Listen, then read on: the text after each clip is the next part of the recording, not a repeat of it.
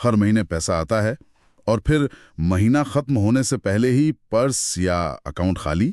समझ ही नहीं आता कि आखिर पैसा गया कहाँ। ये एहसास कुछ जाना पहचाना सा लगता है। हाँ बिल्कुल, कई लोगों के साथ ऐसा होता है। तो आज की हमारी ये गहन पड़ताल खास तौर पर उन लोगों के लिए है जो अपने पैसों पर आप कह सकते हैं बेहतर नियंत्रण पाना चाहते हैं, मतलब आर्थिक अनुशासन सीखना चाहते हैं। सही। और चाहते हैं कि उनकी मेहनत की कमाई सिर्फ खर्च ना हो, बल्कि उनके लिए कुछ मजबूत आधार, एक बुनियाद तैयार करे। बिल्कुल।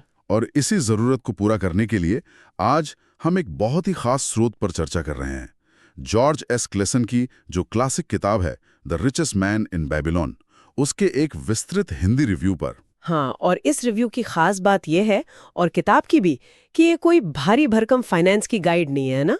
ये तो प्राचीन बाबुल की कहानियों का एक संग्रह है, सुनने में बड़ी सरल लेकिन सीख उतनी ही गहरी। सही कहा, यही तो इसकी खूबसूरती है। रिव्यू भी यही बताता है कि कैसे क्लासन ने कहानियों के जरिए धन बनाने और संभालने के कुछ बुनियादी टाइमलेस सिद्धांत सिखाए हैं, जो हजारों साल पहले सच थे और आज भी उतने ही, शायद उससे भी ज्यादा प्रासंगिक हैं। बिल्कुल। रिव्यू में आर्किद से कहानी का जिक्र है ना। हाँ, आर्किद, कैसे वो एक मामूली लेखक से बाबुल का सबसे अमीर आदमी बन गया, इन्हीं सरल नियमों को अपनाकर। तो आज हमारा मकसद यही है कि इस रिव्यू से उन अहम बातों को निकालें, उन सीखों को समझें जो किसी की भी वित्तीय सेहत सुधारने में काम आ सकती हैं। बिल्कुल। हम देखेंगे कि रिव्यू इन प्राचीन सिद्धांतों को आज के समय में कैसे समझाता है और उन्हें अपनाने के लिए क्या व्यावहारिक तरीके बताता है। बड़ा दिलचस्प है ये सोचना कि बाबुल से आज तक पैसे के कुछ नियम बदले ही नहीं हैं। तो चलिए शुरू करते हैं रिव्यू में बताए गए वो मुख्य सिद्धांत, जिन्हें अक्सर 7 cures for a lean purse या कह लें खाली पर्स के साथ इलाज कहा जाता है। रिव्यू ने इन्हें बड़े अच्छे ढंग से समझाया है। पहला और शायद सबसे बुनियादी इलाज, सबसे पहले खुद को भुगतान करो। हाँ, ये तो जैसे नींव का पत्थर है। रिव्यू इसे बहुत साफ कहता है, आपकी हर कमाई चाहे छोटी हो या बड़ी, उसका कम से कम 10वां हिस्सा यानी 10% सबसे पहले निकालकर अलग रख दें। सबसे पहले, खर्च करने से भी पहले? बिल्कुल। रिव्यू कहता है ये सिर्फ बचत नहीं है, ये अपने भविष्य के स्व के लिए एक निवेश है। ये एक तरह से सोच बदलने की बात है। खर्चों के बारे में सोचने से पहले बचत को प्राथमिकता देना, यही वो बीज है जिससे आगे चलकर दौलत का पेड़ उगेगा। सुनने में तो ये बहुत सीधा लगता है, बस 10% अलग रख दो।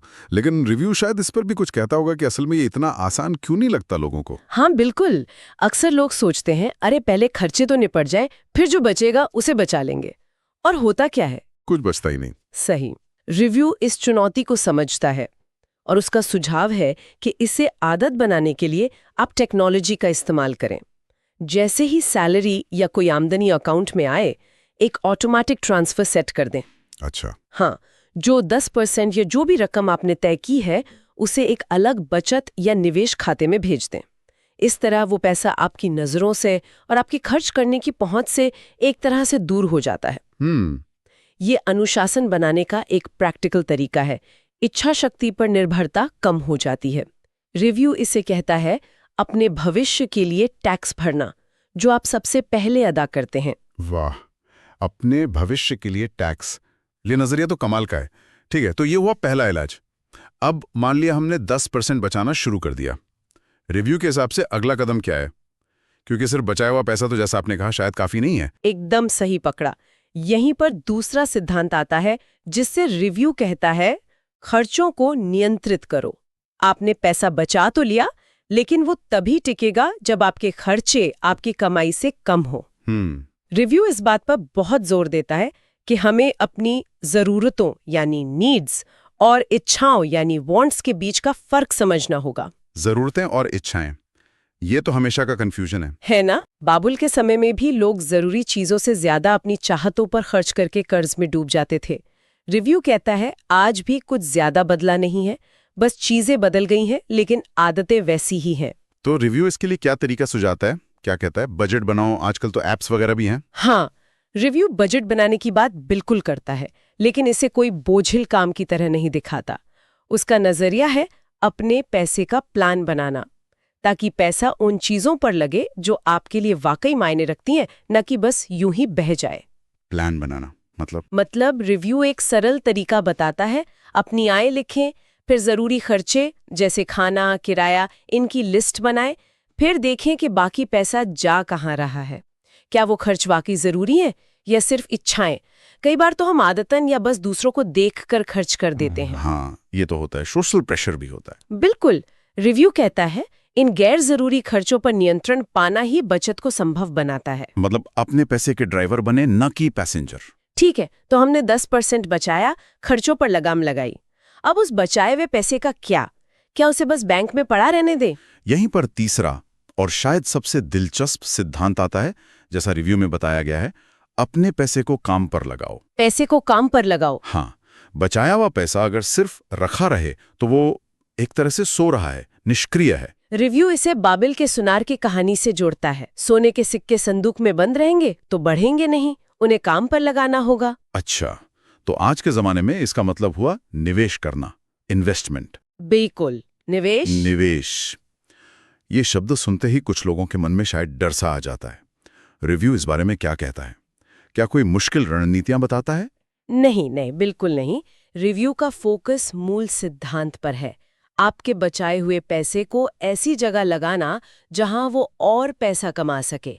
ये है चक्रवृद्धि ब्याज, यानी कंपाउंडिंग का जादू। कंपाउंडिंग? हाँ, जिसे रिव्यू बड़े मजेदार ढंग से कहता है पैसे का बच्चे पैदा करना। आपका मूलधन मुनाफा कमाता है और फिर वो मुनाफा भी कमाना शुरू कर देता है। अच्छा। रिव्यू सरल, नियमित और लंबे समय के निवेश पर जोर देता है, चाहे शुरुआत छोटी ही क्यों ना हो। ये अमीर बनने की रेस का एक बहुत जरूरी हिस्सा है। पैसे का बच्चे पैदा करना, ये याद रखने का अच्छा तरीका है। तो बचत, खर्च नियंत्रण और निवेश, ये 3 मजबूत कदम हो गए। लेकिन निवेश में तो रिस्क मतलब जोखिम भी होता है ना? हाँ, होता है।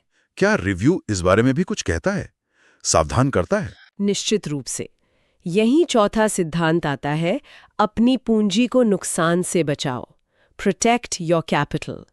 रिव्यू बहुत साफ शब्दों में चेतावनी देता है कि मेहनत से बचाया पैसा बिना सोचे समझे जोखिम में ना डाले। बाबिल की कहानियों में भी ऐसे किस्से हैं जहां लोग जल्दी अमीर बनने के चक्कर में अविश्वसनीय लगने वाली योजनाओं में पैसा लगा देते हैं और सब गंवा बैठते हैं। आजकल भी तो ऐसी स्कीमें आती रहती हैं, रातों रात डबल। बिल्कुल। रिव्यू आज के लिए भी यही सलाह देता है, किसी भी निवेश से पहले ड्यू डिलिजेंस करें, यानी उचित जांच पड़ताल जरूर करें।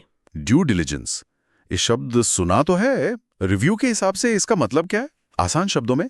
आसान शब्दों में इसका मतलब है कि आप जिस भी चीज में पैसा लगा रहे हैं उसे अच्छी तरह समझें। क्या वो बिजनेस या प्रॉपर्टी असली है? उसमें जोखिम कितना है? जो रिटर्न या मुनाफे का वादा किया जा रहा है, क्या वो वास्तविक लगता है? ये रिव्यू का एक सुनहरा नियम है। अगर आप किसी निवेश को समझ नहीं पा रहे हैं तो उससे दूर रहें। और हाँ, उन लोगों की सलाह लें जो उस फील्ड के अनुभवी और भरोसेमंद हों।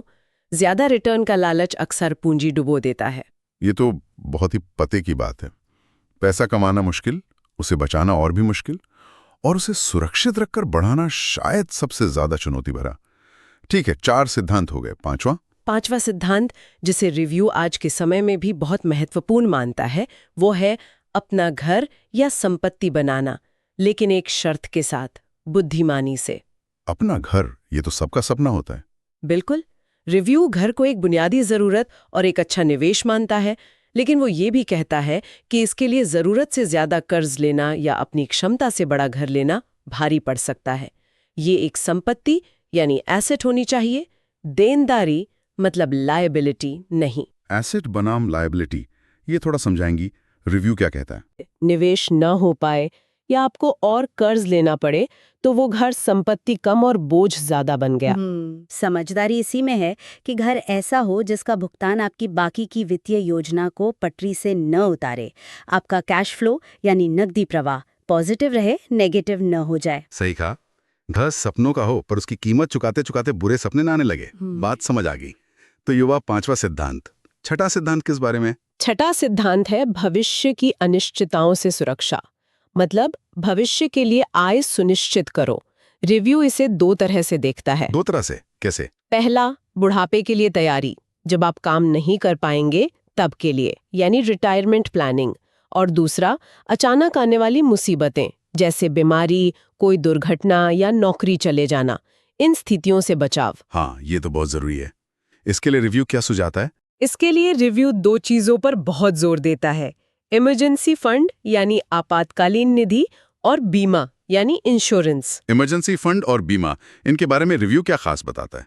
रिव्यू कहता है कि इमरजेंसी फंड आपके किले की दीवार जैसा है, अचानक आई मुसीबत से आपको बचाता है।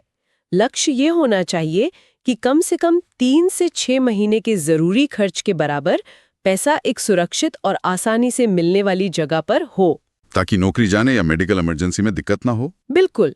और बीमा, खासकर हेल्थ और लाइफ इंश्योरेंस, आपको बड़े वित्तीय झटकों से बचाता है, ताकि कोई एक बड़ी घटना आपकी सारी बचत और निवेश को खत्म ना कर दे। ये भविष्य को सुरक्षित करने के तरीके हैं। ये वाकई एक सुरक्षा कवच बनाने जैसा है, बहुत जरूरी। और अब 7वां और अंतिम इलाज क्या है इस खाली पर्स का? 7वां सिद्धांत है, अपनी कमाई की क्षमता बढ़ाओ। Increase your earning ability. Review इस बात पर बहुत जोर देता है कि सिर्फ पैसा बचाना और निवेश करना ही काफी नहीं है। अच्छा। हाँ, आपको लगातार अपनी कमाई बढ़ाने के तरीकों पर भी काम करना चाहिए। बाइबल में लोग अपना हुनर सुधार कर ज्यादा कमाते थे। रिव्यू आज के संदर्भ में सलाह देता है, नई स्किल सीखें, अपनी पढ़ाई या ज्ञान बढ़ाएं, साइड इनकम के मौके ढूंढें, अपना नेटवर्क मजबूत करें। ये तो जैसे रॉकेट में और ईंधन डालना हुआ, मतलब अपनी कमाई का इंजन ही बढ़ा कर लो। रिव्यू इसे सबसे शक्तिशाली तरीकों में से एक मानता है ना? बिल्कुल। रिव्यू के अनुसार आप खुद अपनी सबसे बड़ी संपत्ति हैं। अपने ज्ञान और कौशल में किया गया निवेश अक्सर सबसे ज्यादा रिटर्न देता है। जितनी ज्यादा आपकी कमाई की क्षमता होगी, उतना ही ज्यादा आप बचा पाएंगे, निवेश कर पाएंगे और अपने वित्तीय लक्ष्यों तक तेजी से पहुंच पाएंगे। वाह! तो ये थे वो 7 सिद्धांत या इलाज जिन्हें रिव्यू ने बाबुल की कहानियों से निकालकर आज के लिए समझाया है। 10% बचाओ, खर्च काबू में रखो, पैसे को काम पर लगाओ, पूंजी सुरक्षित रखो, समझदारी से संपत्ति बनाओ, भविष्य सुरक्षित करो और कमाई की क्षमता बढ़ाओ। ये तो एक पूरा का पूरा फ्रेमवर्क लग रहा है। हाँ, ये एक मुकम्मल ढांचा है और रिव्यू इसके साथ ही क्लासन के बताए सोने के 5 नियमों 5 लॉज ऑफ गोल्ड का भी जिक्र करता है। ये नियम इन सिद्धांतों को और पुख्ता करते हैं। ये पैसे के मनोविज्ञान और व्यवहार पर ज्यादा फोकस करते हैं। सोनी के 5 नियम। अच्छा, ये क्या है? क्या रिव्यू इन्हें भी बताता है संक्षेप में? हाँ, रिव्यू इन्हें बहुत अच्छे से पेश करता है।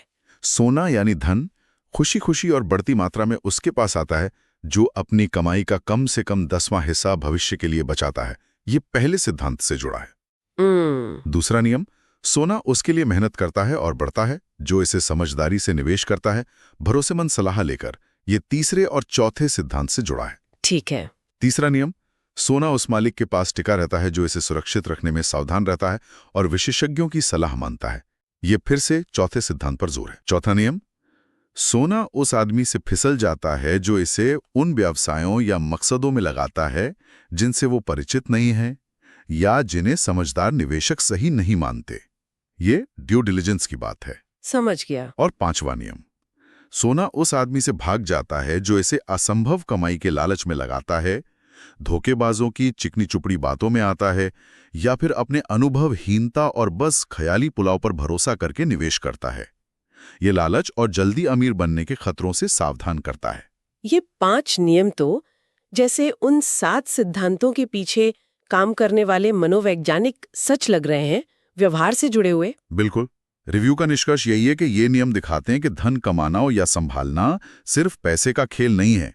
ये अनुशासन, ज्ञान, धैर्य और चरित्र का भी खेल है। जो इन नियमों को समझता है और अपनाता है, पैसा उसके पास ना सिर्फ आता है बल्कि टिकता भी है और बढ़ता भी है। तो इन सभी सिद्धांतों और नियमों को जानने के बाद क्या रिव्यू कोई ठोस एक्शन प्लान या कुछ कदम सुझाता है कि कोई व्यक्ति मतलब शुरुआत कैसे करे? जानना एक बात है, करना बिल्कुल दूसरी। हाँ, रिव्यू इस बात को समझता है। वो एक सरल 7 कदम का एक्शन प्लान सुझाता है जिसे कोई भी आज से ही शुरू कर सकता है। अच्छा, क्या है वो कदम? पहला, तत्काल बचत। अपनी अगली आय से ही 10% बचाना शुरू करें। हो सके तो ऑटो डेबिट सेट करें, नो एक्सक्यूजेस। ठीक है। दूसरा, खर्चों पर नजर। 1 महीने के लिए अपने सारे खर्चे ट्रैक करें, ऐप या डायरी, जो ठीक लगे। देखें पैसा जा कहां रहा है, कहां कटौती हो सकती है। तीसरा, आपातकालीन निधि। 3 से 6 महीने के खर्चों के बराबर इमरजेंसी फंड बनाने का लक्ष्य रखें। धीरे धीरे पर शुरू करें। चौथा कदम। चौथा, कर्ज मुक्ति। अगर कर्ज है तो उसे चुकाने का प्लान बनाएं। रिव्यू 2 मेथड बताता है, स्नोबॉल पहले छोटे कर्ज या एवलांच पहले ज्यादा ब्याज वाले। एक चुने और टिके रहें। पांचवा, निवेश की शुरुआत। अपनी जोखिम क्षमता समझकर लंबे समय के लिए निवेश शुरू करें, चाहे छोटी रकम से, पर नियमित रहें। रिव्यू कहता है समझना जरूरी है, तो चाहे तो पहले सिंपल चीजों जैसे म्यूचुअल फंड या इंडेक्स फंड से शुरू करें। छठा, सुरक्षा जांच। पक्का करें कि आपके पास जरूरत के हिसाब से हेल्थ और लाइफ इंश्योरेंस है या नहीं। और सातवां और बहुत जरूरी, सीखना और समीक्षा। हर कुछ महीनों में अपनी वित्तीय स्थिति की समीक्षा करें, ट्रैक पर है या नहीं, और साथ ही अपनी कमाई बढ़ाने के लिए नई स्किल सीखने या ज्ञान बढ़ाने का लक्ष्य रखें। ये तो बहुत ही क्लियर और करने लायक प्लान लग रहा है। हर सिद्धांत इसमें शामिल है। तो कुल मिलाकर इस रिव्यू से जो सार निकल रहा है वो यही है कि बाबुल के ये सदियों पुराने सबक आज भी उतने ही असरदार हैं। बिल्कुल, रिव्यू का निचोड़ यही है कि अमीर बनना कोई रातों रात का जादू नहीं है। ये सही सिद्धांतों पर लगातार चलने का नतीजा है। अनुशासन, समझदारी और धैर्य, यही वो चीजें हैं जो आपको वित्तीय स्वतंत्रता की ओर ले जाती हैं। और जैसा रिव्यू ने अंत में कहा, ये सिद्धांत किसी खास समय या जगह के लिए नहीं है। ये पैसे और इंसान के स्वभाव के यूनिवर्सल नियम है। और ये सोचने वाली बात है कि आज हमारे पास बाबुल के लोगों से कहीं ज्यादा साधन और टेक्नोलॉजी है, जानकारी उंगलियों पर है, निवेश के ढेरों विकल्प है, खर्च ट्रैक करने के लिए ऐप्स हैं। सही कहा। अगर हम इन साधनों का इस्तेमाल बाबुल के इन टाइमलेस सिद्धांतों के साथ करें तो शायद वित्तीय सफलता पाना पहले से ज्यादा मुमकिन है। आपने बिल्कुल सही पॉइंट उठाया। टेक्नोलॉजी इन सिद्धांतों को लागू करना आसान बना सकती है, लेकिन जो मूल अनुशासन और धैर्य चाहिए वो तो व्यक्ति को खुद ही लाना होगा। यही असली चुनौती है और अवसर भी। बाबुल के इन हजारों साल पुराने सिद्धांतों और सोने के नियमों को जानने के बाद और आज की टेक्नोलॉजी और अवसरों को देखते हुए आप अपनी वित्तीय कहानी को नए सिरे से कैसे लिख सकते हैं? वो पहला छोटा लेकिन महत्वपूर्ण कदम कौन सा होगा जो आप आज उठाएंगे? क्या वो 10% बचत की शुरुआत होगी, या अपने खर्चों को समझने की कोशिश, किसी कर्ज को चुकाने का संकल्प, या शायद अपनी कमाई बढ़ाने के लिए कुछ नया सीखने का फैसला? ये सवाल खुद से पूछना बहुत जरूरी है, क्योंकि ज्ञान को जब तक अमल में न लाया जाए वो अधूरा है। उम्मीद है इस चर्चा से मिली जानकारी लोगों को अपनी वित्तीय यात्रा में पहला या अगला कदम उठाने के लिए प्रेरणा देगी।